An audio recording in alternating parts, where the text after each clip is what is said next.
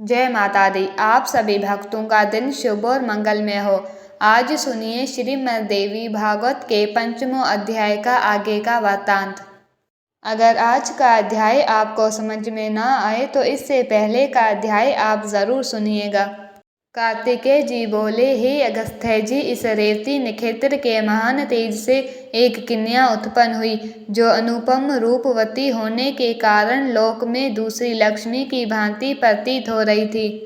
रेवती नक्षत्र की कांति से प्रादुर्भूत इस कन्या को देखकर मुनि परमुच ने प्रसन्न होकर इसका रेवती ये नाम रख दिया।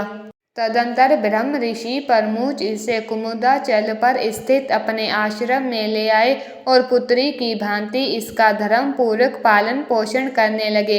समय पाकर यौवन को प्राप्त इस रूपवती कन्या को देखकर मुनि ने विचार किया कि इस कन्या के योग्य वर कौन होगा। बहुत अन्वेषण के बाद भी जब मुनि को इसके योग्य कोई वर नहीं मिला, तब वह अग्निशाला में प्रवेश करके अग्निदेव की स्तुति करने लगे। परमोच ऋषि की स्तुति गान से प्रसन्न होकर अग्निदेव ने कन्या के योग्य वर का संकेत करते हुए कहा, हे मुने, इस कन्या के पति धर्मपरायण, बलशाली, वीर, प्रिय, भाषण करने वाले और उपराज्य राजा दुर्दम होंगे। तब अग्निदेव के इस वचन को सुनकर मुनि अत्यंत प्रसन्न हुए। संयोग से उसी समय आखेट के बहाने दुर्दम नामक प्रतिभाशाली राजा मुनि परमुच के आश्रम में आ गए। बलवान तथा अपरितम ओज से संपन्न वह प्रियव्रत के वंशज राजा दुर्दम विक्रमशील के पुत्र थे और काली नदी के गर्भ से उत्पन्न हुए थे। मुनि के आश्रम में प्रवेश कर और उन्हें वहां न देखकर राजा दुर्दम ने रेवती को प्रिय इस शब्द से संबोधित करके पूछा। राजा बोले, हे प्रिय महर्षि, भगवान परमुच इस आश्रम से कहाँ गए हुए हैं? हे कल्याणी, मुझे सच सच बताओ, मैं उनके चरणों का दर्शन करना चाहता हूँ। कन्या बोली, हे महाराज, महामुनि अग्निशाला में गए हुए हैं। राजा भी ये वचन सुनकर शीघ्रता पूर्वक आश्रम से बाहर निकल आए। इसके बाद परमुच मुनि ने राज लक्षण संपन्न एवं विनयवंत राजा दुर्दम को अग्निशाला के द्वार पर स्थित देखा। मुनि को देखकर राजा ने प्रणाम किया और तदंतर मुनि परमुच ने शिष्य से कहा, हे गौतम, ये राजा अर्घ्य पाने के योग्य है, अतः शीघ्र ही इनके लिए अर्घ्य ले आओ।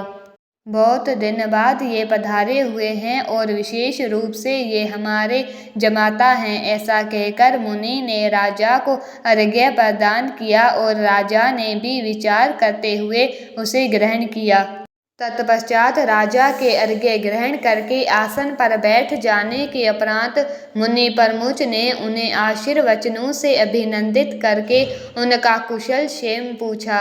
हे राजन, आप स्वस्थ तो हैं? आपकी सेना, कोष, बंधु बांधव, सेवक गुण, सचिव, नगर, देश आदि की सर्वविध कुशलता तो है?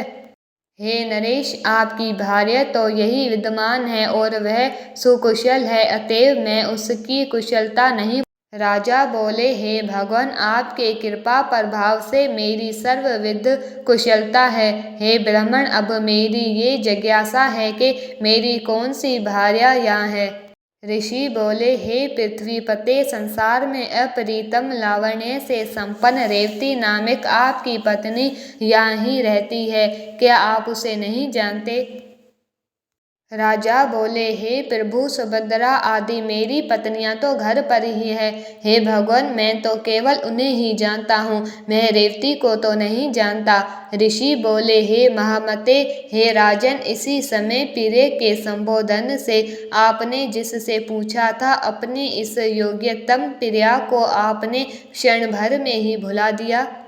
राजा बोले, हे मुने, आपने जो कहा वह असत्य नहीं है, किंतु मैंने तो सामान्य रूप से ऐसा कह दिया था, इसमें मेरा कोई दूषित भाव नहीं था, अतः आप मेरे ऊपर क्रोध न करें।